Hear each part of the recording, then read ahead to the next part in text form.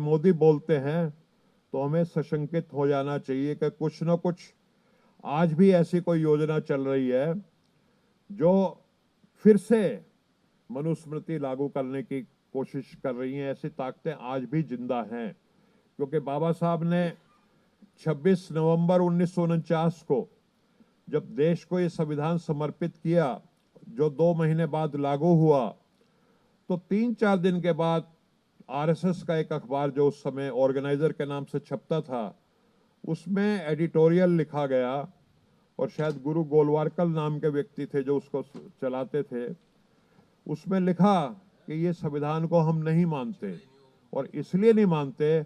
क्योंकि इस संविधान में मनुस्मृति के जो विचार हैं वो इस संविधान में बाबा साहब ने नहीं डाले। और लगातार उसके बाद देखा आपने कि संविधान को फाड़ने और जलाने की, अब 2-3 दिन पहले जबलपुर में भी गौतम साहब ने मेरे को बताया कि घटनाएं हुई। तो लगातार संविधान के ऊपर हमले हो रहे हैं, और इस संविधान की सुरक्षा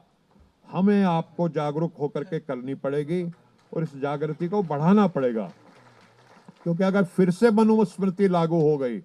तो मैं दावे के साथ कहता हूं, मेरी दूसरी तीसरी पीढ़ी आने वाली जो होगी वो फिर से गोबर में लथपथ आपको नजर आएगी। तो हमें इस संविधान को सुरक्षित रखना है, चाहे इसके लिए हमें जान की बाजी क्यों न लगानी पड़े, हम जान की बाजी लगाएंगे इसके लिए, इसको सुरक्षित रखेंगे।